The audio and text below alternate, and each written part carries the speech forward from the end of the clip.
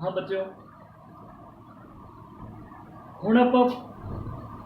Find out करांगे derivation for equation of motion by the method of calculus या equation of motion by the method of calculus. आपां इस तो पहला ने वीडियो दे विच इंटाइरेशन कीता सी, उस तो पहली वीडियो दे विच डिफरेंशिएशन कीता सीगा। डिफरेंशिएशन तो जिवें आपां गए सीगे कि rate of change of differentiation की rate of change of displacement velocity है।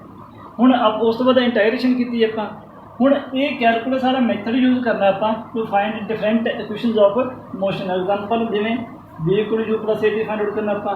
s equal to u t plus half a square पता करना है, b इक्वल टू ए पता करना है। ये किवें पता करांगे? अपने कोल ये आउंदा है।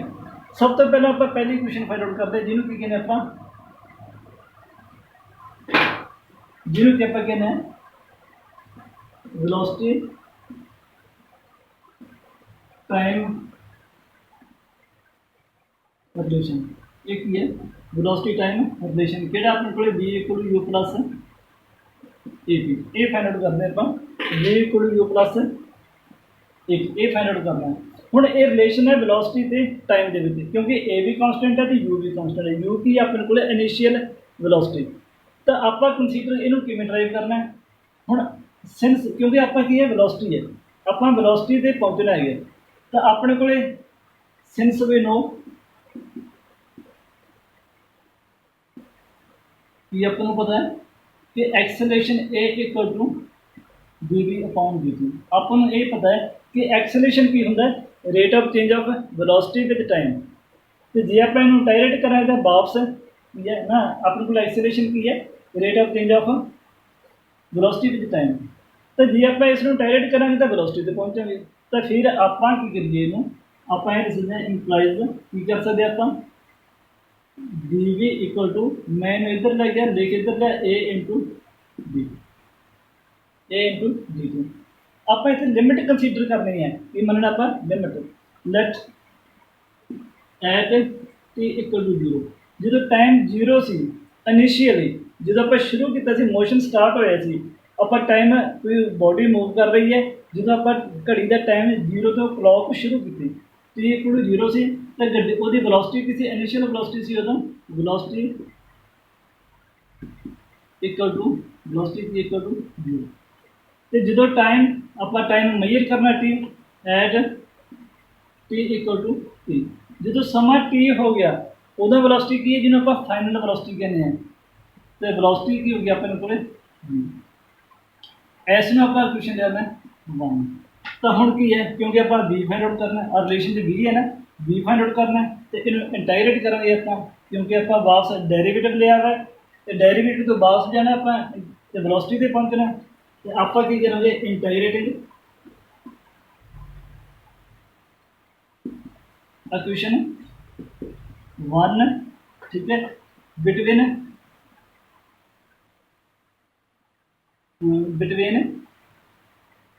These limits. जिहड़ियां आप लिमिट मनी है आह लिमिट मनी है इन्हों के आप इंटाइरेट करिए वी गेट की आता अपने को वी गेट एडी इंटाइरेशन की इतने जीरो ना हाँ वेलोसिटी है। वेलोसिटी जो इनिशियल वेलोसिटी कितनी सी अपने को यू, इतने फाइनल वेलोसिटी वी, इतने डी वी आ गया। इधर की अपने को A D T initial time zero से टाइम आप जीरो लिया, इतने टी आ गया। हुण यदि जो डी बी की आप इंटाइरेशन की क्योंकि इतने वन यदि इंटाइरेशन की होगी वी होगी वी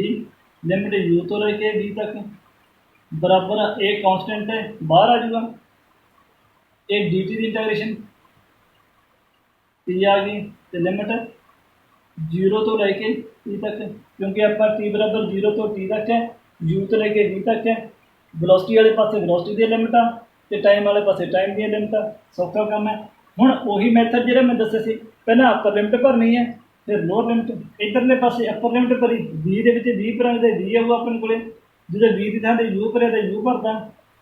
इत्थे टी भरिया ए तो बाहर पिया प्यारा इंटू टी की थां टी भरिया टी आ गया, तो टी की थां जीरो भरिया जीरो आ गया, ठीक है। तो अपने को आ गया फिर v minus u equal to t minus zero t equal to a t आ यू ਨੂੰ ਚੱਕ ਕੇ ਉਧਰ ਲਾਈਏ और v equal to u plus a t यही ਆਪਾਂ ਰਿਲੇਸ਼ਨ ਡਰਾਈਵ ਕਰਨਾ ਸੀ ਤੇ ਇਹ ਆਪਣੇ ਕੋਲੇ ਪਹਿਲੀ ਇਕੁਏਸ਼ਨ ਆ ਗਈ। ਤਾਂ ਇਹ ਦੇਖੋ ਹੁਣ ਬਾਈ ਦਾ ਮੈਥਡ ਆਫ ਕੈਲਕੂਲਸ ਯਾਨੀ ਕਿ ਇੰਟੈਗਰੇਸ਼ਨ ਤੇ ਡੈਰੀਵੇਟਿਵ ਦੋਨਾਂ ਦੇ ਕਨਸੈਪਟ ਨੂੰ ਆਪਾਂ ਯੂਜ਼ ਕਰਕੇ ਆਪਣੇ ਕੋਲੇ ਕੀ ਆ ਗਿਆ ਇਕੁਏਸ਼ਨ ਆਫ ਮੋਸ਼ਨ ਜਿਹਦੀ ਪਹਿਲੀ ਹੈ ਵੈਲੋਸਿਟੀ ਟਾਈਮ ਰਿਲੇਸ਼ਨ। ਹੁਣ ਆਪਾਂ ਇਸ ਤੋਂ ਬਾਅਦ ਦੂਸਰਾ ਇਕੁਏਸ਼ਨ ਡਰਾਈਵ ਕਰਦੇ ਹਾਂ। ਹੁਣ ਇਹ ਕੀ ਆਪਣੇ ਕੋਲੇ दूसरी इक्वेशन u कांस्टेंट है a कांस्टेंट है s ਤੇ t वेरिएबल ਕੀ ਹੈ s ਤੇ t ਆਪਾਂ ਕਿੱਥੇ ਪਹੁੰਚਣਾ ਹੈ s ਤੇ ਆਪਾਂ s ਜਦੋਂ डिस्प्लेसमेंट ਦਾ डेरिवेटिव ਲਿਆ वेलोसिटी आई सी फिर वेलोसिटी ਦੀ ਇੰਟੈਗਰੇਸ਼ਨ ਕਰਕੇ ਆਵਾਂਗੇ ਆਪਾਂ डिस्प्लेसमेंट ਤੇ तो फिर ਆਪਾਂ ਇਹਦਾ मतलब है ਆਪਾਂ ਨੂੰ डिस्प्लेसमेंट ਦਾ ਰੇਟ ਚੇਂਜ ਤੋਂ ਸ਼ੁਰੂ ਹੋਣਾ ਚਾਹੀਦਾ। ਇੱਥੇ ਕੀ ਕਰਾਂਗੇ ਸੈਕੰਡ ਇਕੁਏਸ਼ਨ ਡਰਾਈਵ ਕਰਨ ਵਾਸਤੇ ਕਿਹੜੀ s equal to ut plus half a t square इतने फिर सेंस वी नो की पता अपन ये पता है कि वेलोसिटी कितने बराबर होती है rate of change of displacement with time. आप आह चाहिए जो आप एस का डेरीवेटिव लिया तो डी आ गया जो आप हम डेरीवेटिव का इंटायरेशन करा तो फिर इतने ये जो इंटायरेशन करा आप वापस एस पे आ जाएंगे d s point d t integration करके आप कितने पहुँच जाएंगे एस पे एस चाहिए अपन फिर आप लिखिए इंप्लाइज किया गया अपने को s equal to v into d t आ डी टी चक इधर गुणा किया वी डी टी बन गया मैं लिख इधर लिया इक्वल टू डी एस आ गया इतने पर आप इतने साइड पर लिखिए वी नो दैट अपने को वी कि बराबर है यू प्लस ए टी तो इतने साइड पर तुम दोबारा कॉपी तो करने वाले इतने साइड पर लिख भी सकते हो और बी एस इक्वल टू इतने क्यों बी नहीं चाहिए अपन रिलेशन चाहिए यू ए पी का तो एस का और यू का कॉन्सटेंट है बी है ही नहीं इतने बी का आप मुद्द भरता u plus a t into b समझ लग गई। हुण इतने आप लिमिट लगी है कि लिमिट चाहिए अपन सपोज मान लें let at t equal to b जो बॉडी मूव करना स्टार्ट की यानी कि जो टी बराबर 0 तो बॉडी चली उत्थे एस बराबर 0 थी कोई पहला चलती नहीं आ रही थी पहले इतों शुरू हुई मान लो या वेलोसिटी नाल तो पहला कोई दूरी है नहीं अपने को तय की जो टी बराबर टी हो गया डिस्टेंस एस हो गया डिस्टेंस एस करके टी इक्वल टू 0 ठीक है तो एस इक्वल टू 0 तो एट टी इक्वल टू जो समा टी समय से कितनी आ गई एस इक्वल टू एस लिख दो कोई फर्क नहीं पैंदा भी एस में आप एस ही लेना है इतने 0 लिया सी हुण एस में इक्वेशन आप लीए इक्वेशन सैकेंड क्योंकि आप वन इक्वेशन पहले लै चुके हैं तो हुण इंटाग्रेट है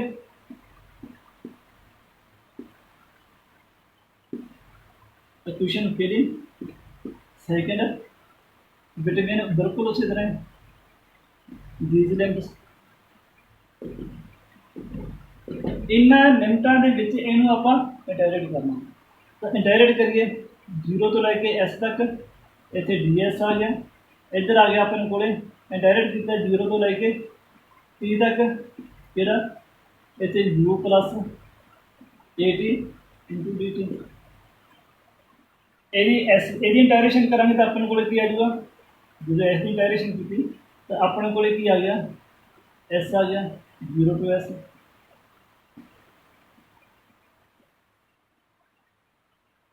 हूँ जो हम मैं वखरा नहीं करता गया तो यू दिन चलो लेखा बहुत थोड़ा मैं कर ही देना u into b t plus आ ए कॉन्सटेंट है मैं बाहर रख दिया 0 टू टी इतने आ गया टी इंटू बी टी यदि आप वैल्यू भर दिए क्योंकि आप इंटाग्रेशन कर चुके हैं एस की थां एस भरिया लोअर लिमिट भरी नाल दी नाल काम निबेड़ दिए हुण यू कॉन्सटेंट है क्योंकि जो बॉडी मूव कर रही थी शुरू टी बराबर 0 तो जिन्नी वेलोसिटी सी उन्नी रहूगी वो नहीं बदल रही बाकी गांह वेलोसिटी बदल रही है तो एक कांस्टेंट है तो टी की इंटाग्रेशन की आ गई अपने को डी टी की इंटाग्रेशन टी आ गई 0 टू टी प्लस ये बाहर है हुण इत्थे टी की पावर 1 है तो टी की पावर 1 प्लस 1 यानी कि 2 तो बटे 2 0 तो लैके टी तक ਇਸੇ ਤਰ੍ਹਾਂ ਹੀ ਆਪਾਂ ਮੈਂ ਇੱਥੇ ਅੱਗੇ ਲਿਮਟ ਭਰਦਾ, ਇਹਦੇ ਵਿੱਚ ਲਿਮਟ ਭਰੀ ਯੂ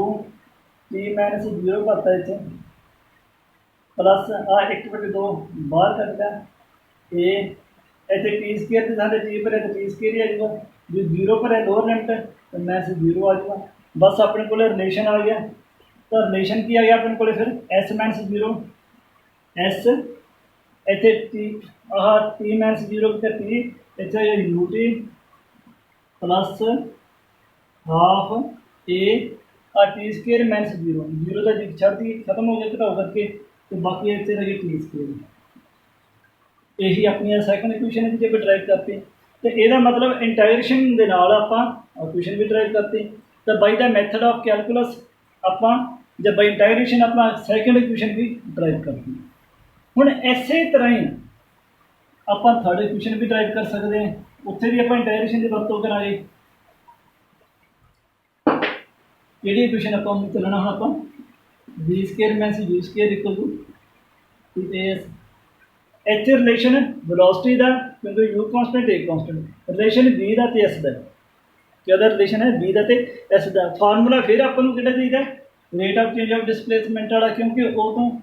जो वेलोसिटी का D s point d T की है वेलोसिटी है वो इंटायरेट करके वापस एस से आना आप, तो फिर आप सिंस आपको पता ही है कि बी इक्वल टू कि बराबर होता है D s point d T. Equation वही है पर इन्हों वरतन का तरीका बदल गया थोड़ा जिहा अपना, की बदल गया तरीका, वो किवें बदल गया तरीका हुण देखो इंप्लाइज इतों अपने को लिखे गया आप पता था डी एस ही करना d s equal to b into d t आ गया, ये की आ गया बी इंटू डी टी। पर इत्थे आपां नूं की है एक बार थोड़ा जिहा चेंज करिए काल ना करिए शॉर्टकट इत्थों चेंज करिए आपां इनू आप डी वी नाल उपर ते डी वी नाल हेठां मल्टीप्लाई करनी, क्योंकि आपां नूं डी टी नहीं चाहिए यह रिलेशन अपने टाइम नहीं आ रहा, इस करके पहले डी टी का हल करिए डी वी नाल उपर ते थले गुणा करते, तो की आ गया अपने को फिर मैंने लिखिया d s upon d v, इनू मैं डी एस अपॉन हाँ इनू डी वी करता इतने इंटू तो आ डी टी में d v upon d v आपको पता ही है कि पता आपको सेंस d v upon d t rate of change of velocity with time differentiation किया आप कि बराबर होता है acceleration, rate of change of velocity with time is called acceleration. तो अपने को फिर की आ गया d equal to d s upon इन उमें प्यार अपॉन डी वी, ये किया क्यों है और डी टी को खत्म करने वास्ते क्योंकि आपको टाइम नहीं चाहिए into d v upon d t आप ए भरता आप ए there four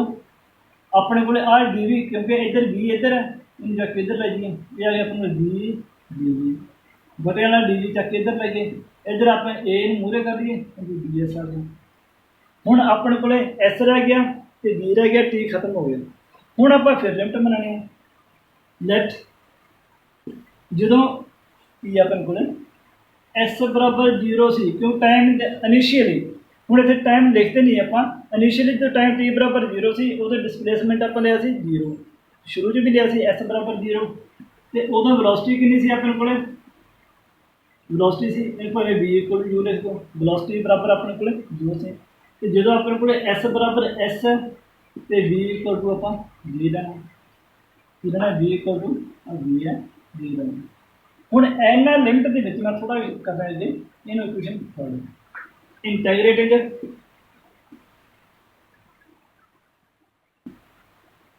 equation third between these limits आ जी अपने को लिमिट्स आई हैं जी हुण मनी है इंटाग्रेट करिए इधर बी है बी डी वी तो लिमिट वेलोसिटी की है यू तो लैके बी तक, तो इधर अपने को की है एक कॉन्सटेंट पहले ही बाहर रख दिए बहुत देर हो गया आप करिए नहीं कि कॉन्सटेंट बाहर आ जाता है तो इतने 0 तो लैके एस तक इतने डी एस आ गया। तो जो आप इंटायरेट किया आ बी की पावर 1 है इतने तो फार्मूला वही लावे आप इंटायरेट किया बी की पावर 2 बटे 2 आ गया लिमिट U ਤੋਂ ਲੈ ਕੇ V ਤੱਕ A ਨੂੰ ਬਾਹਰ ਪੈਣ ਤੋਂ ਕੱਲਾ DS ਹੈ। DS ਦੀ ਡਾਇਰੈਕਸ਼ਨ ਪਤਾ ਹੈ ਸਰ, ਜੇ DT ਹੈ ਤਾਂ ਡਾਇਰੈਕਸ਼ਨ P, B ਵੀ ਹੈ ਡਾਇਰੈਕਸ਼ਨ V, ਕੱਲਾ ਹੋਵੇ ਤਾਂ ਇੱਥੇ ਕੱਲਾ DS ਹੈ। 0 ਤੋਂ ਲੈ ਕੇ S ਤੱਕ ਆ ਗਿਆ। ਹੁਣ ਆਪਣਾ ਪੁਰਾਣਾ ਕੰਮ ਕਿਹੜਾ ਕਿ ਲਿਮਿਟ ਪੁੱਟ ਕਰਨੀ ਹੈ ਆਪਾਂ। ਇੱਥੇ ਆ 2A ਨੂੰ ਬਾਹਰ ਕਰ ਲਿਆ, B ਸਕੇਅਰ B ਦੇ ਵਿੱਚ ਜਦੋਂ B ਭਰਿਆ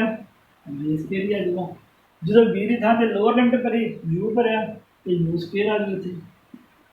ਬਰਾਬਰ ਹੈ ਇੱਧਰ A ਨੂੰ ਬਾਹਰ ਜਾਣ ਦਿਓ, S ਦੇ ਵਿੱਚ S ਭਰਿਆ S ਆ ਗਿਆ, -0 ਆ ਗਿਆ। ਆ 2 ਨੂੰ ਚੱਕ ਕੇ ਪਰਲੇ ਪਾਸੇ ਲੈ ਜਾਈਏ ਆਪਾਂ, ਇੱਥੇ ਕੀ ਰਹਿ ਜੂ B ਸਕੇਅਰ -U ਸਕੇਅਰ ਤੇ ਆ S -0 S,